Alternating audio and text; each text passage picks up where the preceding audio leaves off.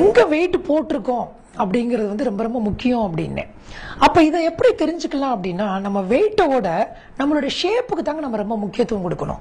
4 ஷேப்பா நம்மளை பிரிச்சிருக்காங்க. என்னது அப்படின்னா, ஃபர்ஸ்ட் வந்து hourglass shape, number 2 banana shape, number 3 pear shape, I mean பேரிக்கா ஷேப், நம்பர் 4 ஆப்பிள் ஷேப். இந்த 4 ஷேப்ல நம்ம எந்த ஷேப்ல ஃபிட் ஆகுறோம் நம்ம பார்த்துக்கணும். எது ரொம்ப டேஞ்சர் அப்படின்னா ஆப்பிள் ஷேப்புங்க. யாருங்க ஆப்பிள் ஷேப்? நம்ம ஆண்கள் எல்லாம் mostly will fit into apple shape, whereas women mostly fit into pear shape. அப்படின்னா என்ன அர்த்தம் அப்படின்னா, ஆண்களுக்கு வந்து மோஸ்ட்லி பாத்தீங்கன்னா டம்மியில மட்டும்தான் அதிகமா வெயிட் இருக்கும், various women they will have weight more in even thighs. So compared to pear shape, apple people are at high risk.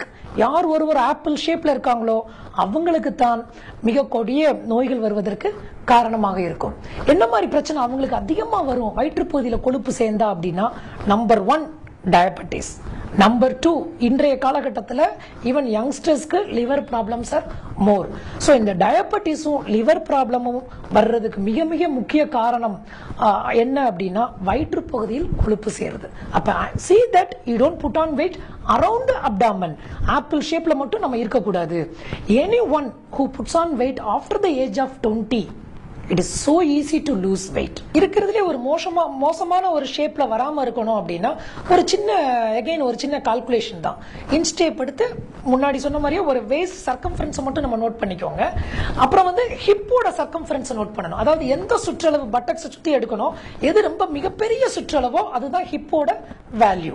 So அப்ப you divide the waist value divided by hip. பாருங்க, 1க்குள்ள வருதா ஆண்களுக்கு okay, பெண்களுக்கு it should be less than 0.8.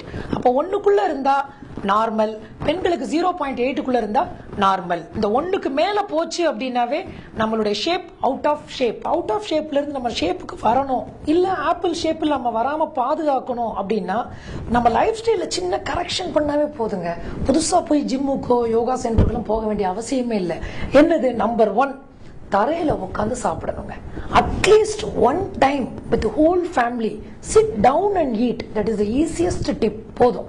Number 2, TV பார்த்துக்கிட்டு சாப்பிடக்கூடாதுங்க. அப்புறம் news paper படிச்சுக்கிட்டு, magazine பார்த்துக்கிட்டு, மொபைல் போனை யூஸ் பண்ணிக்கிட்டே அப்படியே எஸ்எம்எஸ் பார்க்கறது, வாட்ஸ்அப் பார்த்துக்கிட்டே வந்து சாப்பிடுவது மிக மிக தவறு. அப்ப என்ன ஆகும் அப்படின்னா, நம்மளுடைய கவனம் எல்லாம் அந்த ப்ரோக்ராம்ல இருக்கும், இல்ல நம்மளுடைய வாட்ஸ்அப் மேட்டர்ல இருக்கும். ஃபுட்டு எவ்வளவு சாப்பிடுறோம், எக்ஸஸா சாப்பிடுறோமா, என்ன டேஸ்ட் எதுவுமே தெரியாது. Will be start eating, over eating. So அந்த மாதிரி சாப்பிடும் போது சாப்பிட்ற வேலையை மட்டும்தான் நம்ம பண்ணணும், வேற எதுவும் பண்ணக்கூடாது. அடுத்து வேற என்ன சொல்லலாம் அப்படின்னா, ரொம்ப ஈஸியான டிப் என்ன அப்படின்னா, இன்னைக்கு எல்லாருமே வந்து சேர்ல உட்காந்துட்டோம் அப்படின்னா அதை விட்டு எந்திக்கிறதுக்கு மனசே இல்லை.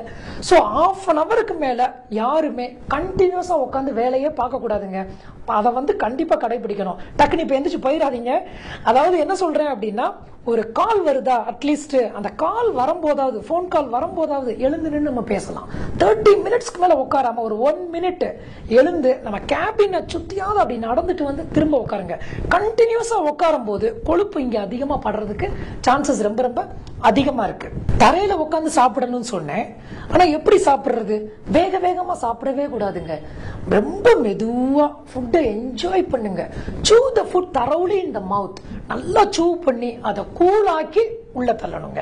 தமிழ்ல கூட ஒரு பழமொழி இருக்கு இல்லையா, நொறுங்க தின்றால் 100 வயது. 100 வயது இல்லைங்க, 150 வயது வரைக்கும் நம்ம வாழலாம்.